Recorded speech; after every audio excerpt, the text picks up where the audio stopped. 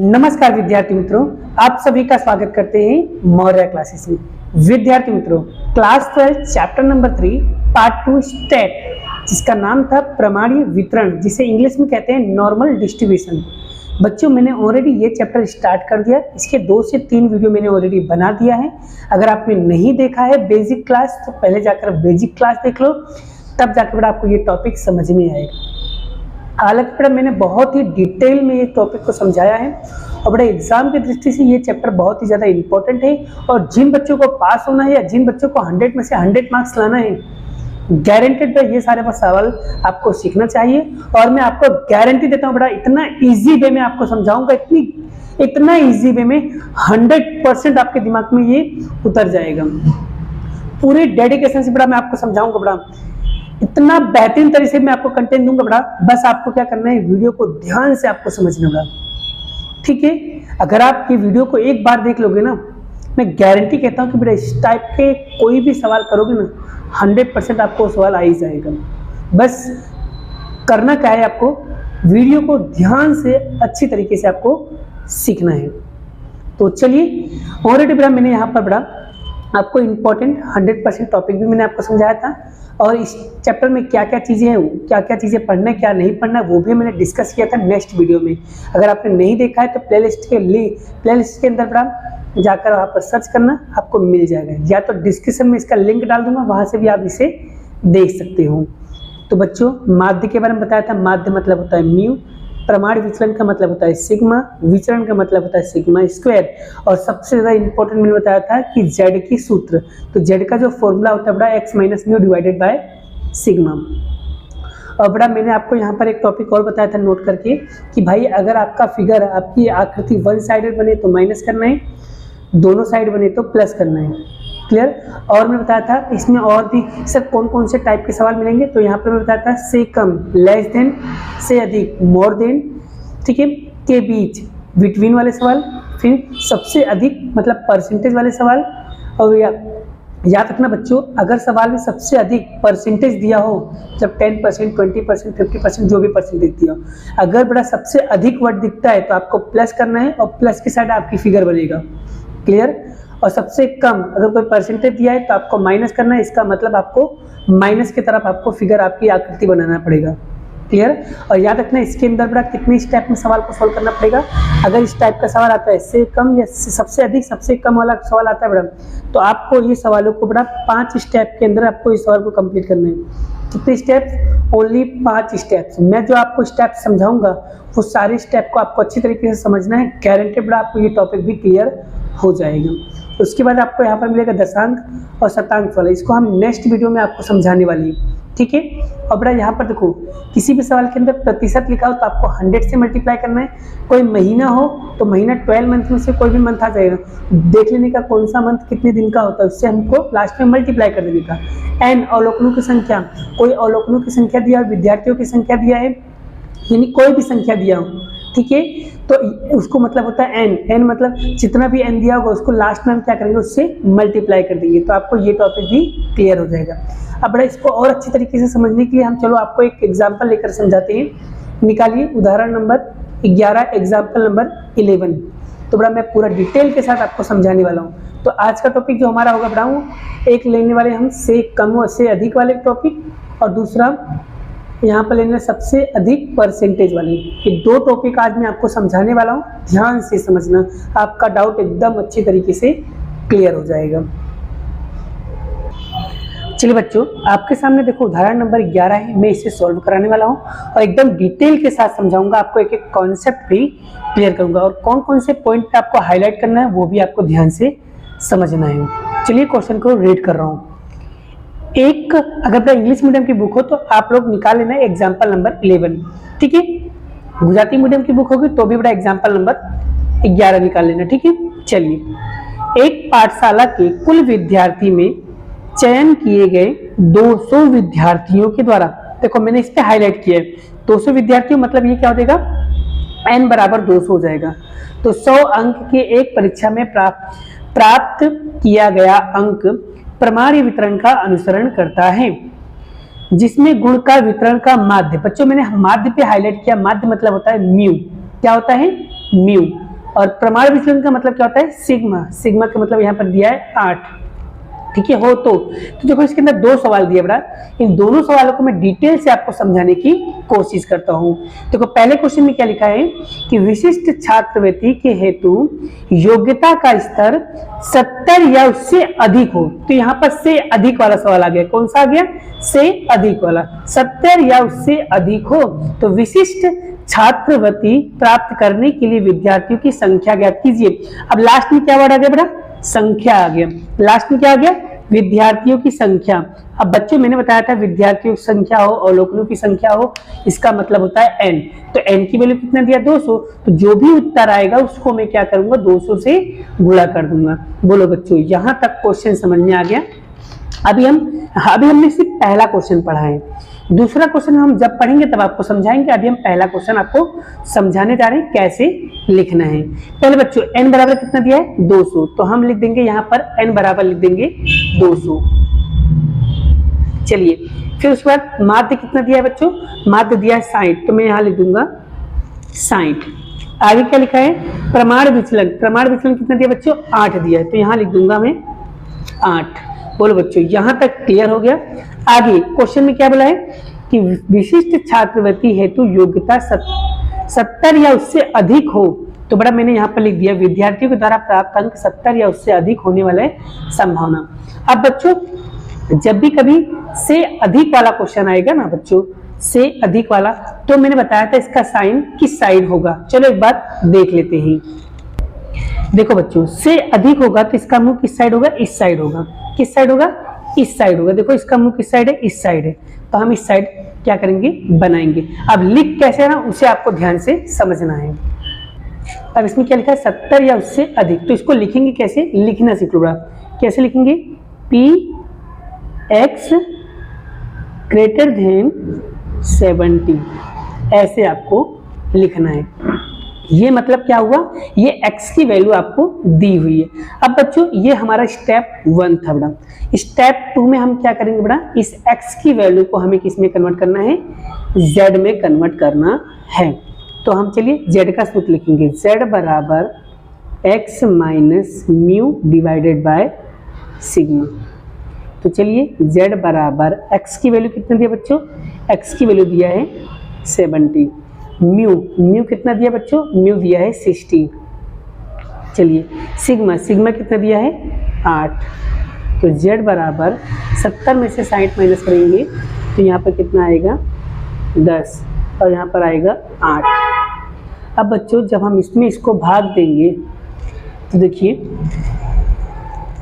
10 भागे 8 करेंगे तो यहाँ पर z बराबर क्या आएगा 1.25। अब बच्चों यहाँ पर ध्यान दीजिए क्या आ गया, z बराबर 1.25। अब जैसे यहाँ पर z की वैल्यू आ गई ना, अब इसको जैसे यहाँ पर मैंने इस तरीके से लिखा है ना, इसको भी ऐसे ही लिखना पड़ा। कैसे लिखेंगे देखो, अब मैं आपके सामने लिख रहा हूँ, p जहाँ पर x है वहाँ पर क्या आ जाएगा z, तो z ग्रेटर देन यहाँ पर क्या आएगा 125। बोलो बच्चों यहाँ तक अच्छी तरीके से क्लियर हो गया।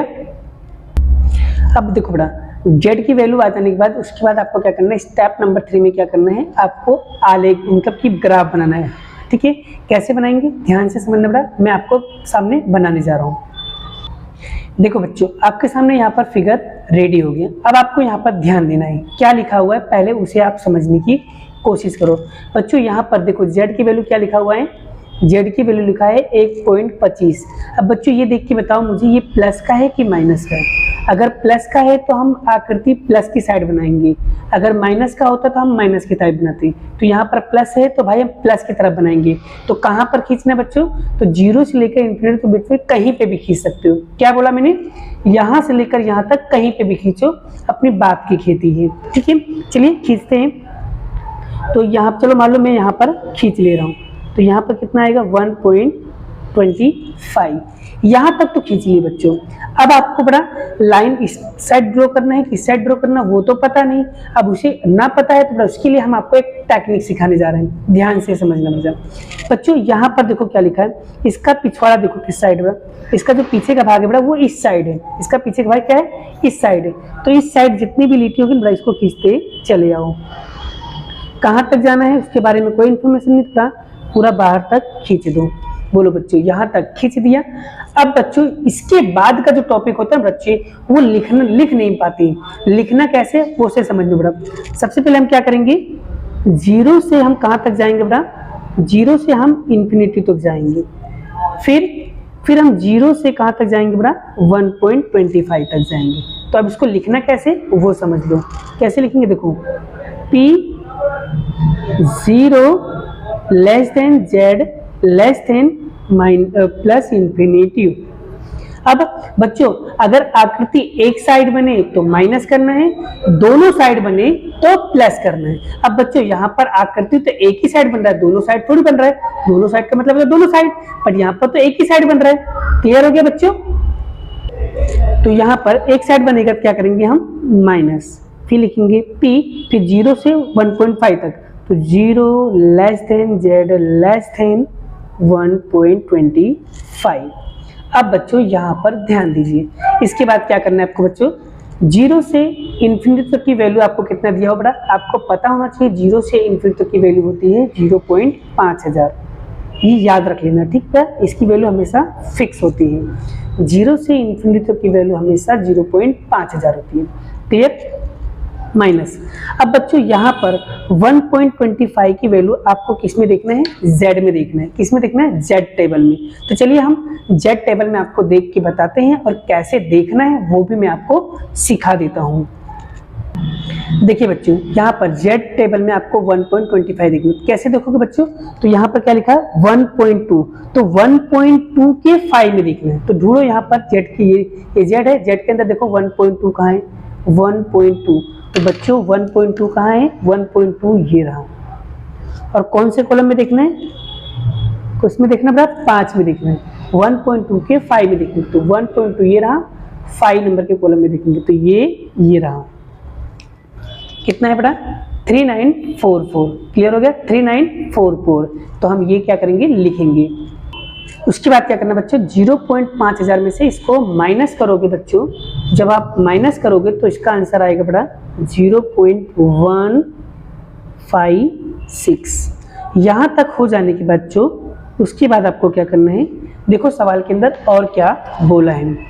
सवाल के अंदर बोला है विद्यार्थियों की संख्या निकालो। अब मैं बताता विद्यार्थियों की संख्या कितना है बेटा, n बराबर 2। देखो लिखा है ना विद्यार्थियों, तो विद्यार्थियों की संख्या कितना दिया है 200। तो 200 से हम क्या करेंगे, गुणा करेंगे, यानी यहाँ पर है n। तो n की वैल्यू कितना है बच्चों, 200 है। तो लिखेंगे 0.1050 इंटू 200। तो जब हम दोनों को गुणा करेंगे बच्चों तो कितना आएगा, 21.12। अब बड़ा हम 21.12 विद्यार्थी तो लिख नहीं सकते क्योंकि विद्यार्थी कभी पॉइंट में होते नहीं, तो हम इसे क्या करेंगे, लगभग करके लिखेंगे, लगभग 21। यहाँ पे लिखेंगे लगभग 21। बोलो बच्चों ये वाला टॉपिक क्लियर हो गया, अच्छे से समझ में आ गया। तो अब हम नेक्स्ट टाइप के सवाल सिखाने जा रहे हैं। अब बड़ा नेक्स्ट टाइप के सवाल में क्या लिखा हुआ देखिए। अब यहाँ पर सेकंड टाइप का जो सवाल लिखा हुआ है इसमें क्या लिखा हुआ है, इसे बहुत अच्छे से समझना। इसको मैं 5 स्टेप में सॉल्व करके आपको बताऊंगा। वीडियो थोड़ी सी लंबी हो जाएगी लेकिन आपका पूरा का पूरा कॉन्सेप्ट क्लियर हो जाएगा। क्या लिखा है, सबसे अधिक अंक प्राप्त करने वाले 10%, कितना लिखा है बच्चों 10%, और आगे क्या लिखा है, सबसे अधिक आ गया, सबसे अधिक आए तो प्लस की टाइप आकृति बनेगा, 10% वाला विद्यार्थी आ गया। तो हम इसे कैसे सॉल्व करेंगे, इसे समझने की कोशिश करो। चलिए बच्चों देखो क्या लिखा हुआ है, सबसे अधिक अंक प्राप्त करने वाले 10%, क्या लिखा है 10% विद्यार्थी। बच्चों जब सवाल के अंदर 10% वाला सवाल आ जाए तब इसको कैसे करना पड़ेगा, मैं 5 स्टेप में सवाल को सॉल्व करके बताऊंगा। सबसे पहले लिखना सीख जाओ बच्चों, लिखना आ गया तो सवाल आपको 100% आ जाएगा। स्टेप नंबर 1 में क्या करना है बच्चों, ये जो 10% है ना इसको लिखेंगे कैसे। यहाँ पर x की वैल्यू नहीं दिया लेकिन परसेंटेज आपको दिया, इससे आपको हिंट मिल जाएगा। तो इसको हम लिखेंगे कैसे, देखो ऐसे p, अब यहाँ पर x तो दिया नहीं तो z लेस देन, क्योंकि यहाँ पर सबसे अधिक लिखा है तो ग्रेटर देन, तो यहाँ लिखेंगे z1 लिखेंगे।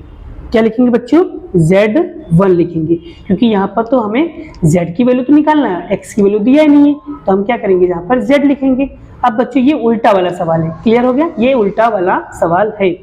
अब बच्चों बराबर, ये कितना लिखा है 10 का 10 और परसेंट का मतलब क्या होता है बच्चों, 100।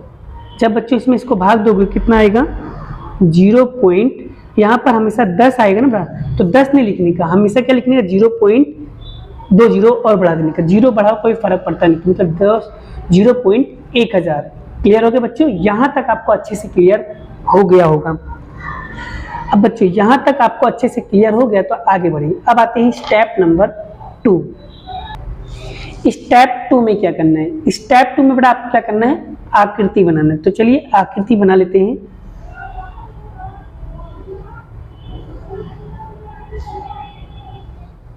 ये देखो हमारा आकृति यहाँ पर रेडी हो गया। ये हो जाएगा माइनस का इन्फिनिटिव, ये हो जाएगा प्लस का इन्फिनिटिव। अब बच्चों यहाँ पर ध्यान दो, क्या लिखा है, सबसे अधिक। अब बच्चों याद रखना, सबसे अधिक आएगा तो आकृति प्लस की तरफ बनेगा, और सबसे कम आएगा तो आकृति माइनस की तरफ बनेगा। क्लियर हो गया, फिर से कह रहा हूँ, अगर सबसे अधिक लिखा होगा तो आकृति हमारा प्लस की तरफ बनेगा, और सबसे कम आएगा तो आकृति माइनस की तरफ बनेगा। तो यहाँ पर अधिक लिखा है तो क्या आएगा, प्लस की तरफ। तो 0.1 मतलब 0.1000 है, तो कहाँ पर लिखेंगे बच्चों, 0 से लेके इन्फिनिटी तक से कहीं पे भी बनाओ।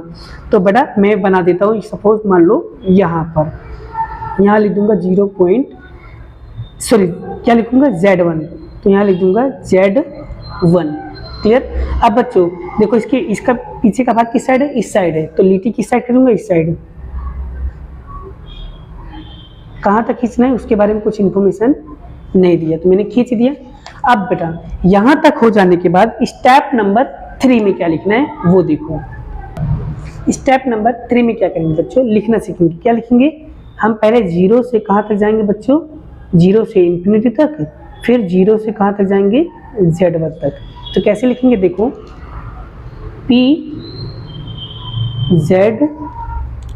Zero less than Z less than infinity. फिर आकृति एक साइड बने तो माइनस, दोनों साइड बने तो प्लस, आकृति एक ही साइड बन रहा है तो क्या करेंगे, माइनस। अब हम 0 से Z1 तक, तो 0 less than Z less than Z1। बोलो बच्चों यहाँ तक क्लियर हो गया। अब आपको पता है 0 से लेके इन्फिनिटी तक की वैल्यू कितना है बच्चों, 0.5000। क्लियर, माइनस 0 से लेके Z1 तक की वैल्यू, 0 से लेके Z1 तक की वैल्यू तो आपको लिखा हुआ 0 से Z1 तक की वैल्यू आपको कितना दिया हुआ बच्चों, यहाँ पर 0.1000। तो यहाँ लिखेंगे 0.1000। क्लियर। अब 0.5000 में से 0.1000 माइनस करोगे बच्चों तो कितना आएगा, 0.4000। बोलो बच्चों यहाँ तक क्लियर हो गया। स्टेप 3 आपको बहुत अच्छे से समझ में आ गया। अब हम बनाने वाले स्टेप नंबर 4। चलिए बच्चों देखो स्टेप नंबर 4 यहाँ पर क्या लिखा हुआ है उसे अच्छे से ध्यान से समझने की कोशिश करना। देखो बच्चों यहाँ पर हमने Z1 की वैल्यू 0.4000 निकाल लिया है। क्लियर। अब हमें Z1 की अंदाजित मूल्य निकालना है। कैसे निकालेंगे, ध्यान से समझना पड़ा। स्टेप नंबर 4 में हम क्या बनाने वाले हैं, यहाँ पर हम बनाने वाले एक कोष्टक बनाने वाले हैं। क्लियर बच्चों। तो क्या लिखा है, प्रमाणित चल के कोष्टक का उपयोग करके Z1 के अनुमानित मूल्य ज्ञात कीजिए। अब बड़ा ये ज्ञात करने के लिए आपको क्या करना होगा, सबसे पहले कोष्टक रेडी करना होगा। 0.4000 का यहाँ पर पहले की वैल्यू और 0.4000 के बाद की कीमत। मतलब यहाँ पर कहने का क्या मतलब है, 0.4000 है ना उसकी पहले की कीमत लेना है और 0.4000 के बाद की वैल्यू लेना है। आई होप यहाँ तक आपको बहुत ही अच्छे से समझ में आ गया है। क्लियर बच्चों। और 0.5 की वैल्यू, 0. पहले की वैल्यू, इसको हम क्या करेंगे Z टेबल में आपको देखकर बताते हैं। तो चलिए Z टेबल के अंदर देखकर मैं आपको बताता हूँ कि Z टेबल में कैसे देखते हैं। ध्यान से समझना, ठीक है। तो देखो बच्चों सबसे पहले आपको ये देखना है कि 0.4000 कहाँ पर आएगा। तो देखो कहाँ पर शुरुआत हो रही है, 0.4000 की शुरुआत कहाँ से हो रही है। तो 0.4000 की शुरुआत आपको लॉग टेबल में, नीचे टेबल में आपको देखना है। तो देखिए बड़ा ध्यान से देखिए, यहाँ पर देखो ये रहा, क्या आ गया, देखो 0.3997 से चालू होकर के 4.15 तक, मतलब जो 0.3997 ही ये 4000 से कम की वैल्यू है, मतलब 4000 की पहले की वैल्यू हो जाएगी, और 4 और 15 जो है वो बाद की वैल्यू हो जाएगी। क्लियर बच्चों, ध्यान से समझना। फिर क्या कह रहा हूँ, 3997 पहले की वैल्यू है और 4015 बाद की वैल्यू है। तो आई होप आपको ये दोनों टॉपिक बहुत अच्छे से समझ में आ गए हैं। क्लियर बच्चों, अब मैं आपको यहाँ पर थोड़ा प्रैक्टिस और करवा देता हूँ कि कैसे मैं आपको बता रहा था। क्लियर हो गया बच्चों? अब आपको ध्यान से समझना है कि मैं कहना क्या चाह रहा हूँ। आई होप आपको यहाँ बहुत अच्छे से पता चल गया। देखो 0.4000 के पहले की वैल्यू क्या होगी, 3997, और 4000 बाद की वैल्यू कौन सी होगी, 4015। अब इसको कैसे लिखते हैं उसे मैं आपको बता रहा हूँ। तो क्षेत्रफल में हम लिख देंगे, क्या लिखेंगे, 3997 लिखेंगे। ठीक है, तो लिखो 0.3997। ठीक है, अब यहाँ पर बाद की वैल्यू में क्या लिखेंगे, 4015। क्या लिखेंगे, 4015। बोलो बच्चों, यहाँ तक क्लियर? अब हम लिखेंगे जेड प्राप्तांक। तो जेड प्राप्तांक की वैल्यू क्या होगी, तो देखो कौन से कॉलम से, तो कैसे देखेंगे, अब हम इसको देखेंगे जेड में। देखो जेड वाली लाइन कहाँ पर है, ये रही। तो क्या लिखा है, 1.2 के कौन से कॉलम में है, देखो 1.2 के कौन से कॉलम में है, तो 1.2 के 8वें नंबर के कॉलम में, 1.2 के 8वें नंबर के कॉलम। तो कैसे लिखेंगे, 1.2 के 8वें कॉलम, ऐसे लिखेंगे 1.2 के 8 के कॉलम में। क्लियर हो गया? अब दूसरा क्या है, 1.2 के कौन से कॉलम में, 9वें कॉलम में, 1.2 के कौन से कॉलम में, 9वें कॉलम में। तो लिखेंगे 1.29। क्लियर? अब बच्चों आई होप यहाँ तक बहुत अच्छे से क्लियर हो गया है। अब उसके बाद क्या करना है बच्चों, अब आपको ये क्षेत्रफल का क्या निकालना है, औसत मूल्य। अब औसत मूल्य कैसे निकलेगा बच्चों, इसे ध्यान से समझना। इन दोनों को टोटल मारो, टोटल मार के 2 से भाग दो। क्या करना है बच्चों, पहले इन दोनों को टोटल मारो, 0.3997 प्लस 0.4015। अब इसको 2 से भाग देना है। क्या करना है, औसत आएगा तो क्या करना है, हमेशा 2 से भाग देना है। तो जब 2 से भाग दोगे बच्चों तो आपका आंसर निकल के आएगा 0.4006। क्लियर बच्चों? अब उसी तरीके से 1.28 और 1.29 को टोटल मारेंगे। तो जब हम 1.28 और 1.29 का टोटल मारोगे तो बच्चों यहाँ पर आपका आंसर आएगा 1.2985। क्लियर हो गया बच्चों? आई होप आपको यहाँ तक बहुत अच्छे से समझ में आ गया है। आगे देखो बच्चों, आगे क्या करना है आपको ध्यान दीजिए। अब यहाँ पर जेड प्राप्तांक लिखा है, उसमें से देखना है सबसे छोटी वैल्यू। तो छोटी वैल्यू कौन सा होगा, 1.28 और 1.29 में से सबसे छोटी कौन सा है, 1.28। कैसे पता चलेगा बच्चों, 1.28 ही लेना है। तो देखो किताब के अंदर यहाँ पर एक वर्ड दिया हुआ है, क्या लिखा हुआ है, न्यूनतम। न्यूनतम का मतलब क्या होता है, जो सबसे छोटी वैल्यू हो उसे लेना है। ठीक है, तो यहाँ पर देखो कि देखो 0.4000 के पहले में सबसे छोटी वैल्यू कौन सी है, 1.28 है। तो 1.28 को हम क्या मानेंगे, जेड मानेंगे। बोलो बच्चों, यहाँ तक अच्छे से समझ में आ गया है। अब आपको क्या करना है, जेड का कीमत निकालना है। अब जेड की कीमत पर से हम क्या निकालेंगे, एक्स की वैल्यू निकालेंगे। क्या निकालेंगे, एक्स की वैल्यू। हम लिखेंगे स्टेप नंबर 5। तो स्टेप नंबर 5 में जेड की वैल्यू क्या लिखा हुआ है, 1.28। अब हम क्या करेंगे, जेड का सूत्र लिखेंगे। तो जेड का सूत्र क्या है, x minus mu divided by sigma. बोलो बच्चों, यहाँ तक क्लियर हुआ? अब जेड की वैल्यू क्या है, 1.28। फिर एक्स माइनस म्यू की वैल्यू कितना दिया है, 60। कितना दिया है आप देख सकते हो, कितना लिखा है, 60 लिखा है। क्लियर हो गया? तो यहाँ पर म्यू की जगह पे लिखेंगे 60। फिर सिग्मा की वैल्यू कितना दिया है, 8। कितना दिया है, 8। तो सिग्मा की जगह पे क्या लिखेंगे, 8 लिखेंगे। बोलो बच्चों, यहाँ तक क्लियर? अब क्या करेंगे, 1.28 में 8 भागाकार में उधर जाकर क्या हो जाएगा, गुणाकार में। तो यहाँ पर एक्स माइनस 60। फिर 1.28 का गुणा करेंगे 8 के साथ, तो यहाँ पर क्या आएगा, इसका दोनों को गुणा करने पे क्या आएगा, 10.24। कितना आएगा बच्चों, 10.24। फिर बराबर x माइनस 60। अब बच्चों ये 60 माइनस में उधर जाएगा तो क्या हो जाएगा, प्लस में। बराबर के उस साइड जाएगा क्या होगा, प्लस। 10.24 प्लस 60 बराबर x। अब दोनों को जब जोड़ेंगे बच्चों तो इसका आंसर आएगा 70 प्लस 24। कितना आएगा, 70 प्लस 24।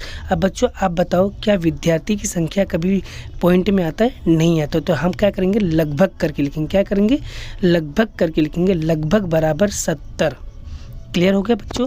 आई होप आपको ये टॉपिक बहुत अच्छे से समझ में आ गया, वीडियो भी आपको बहुत अच्छे से समझ में आ गया हो।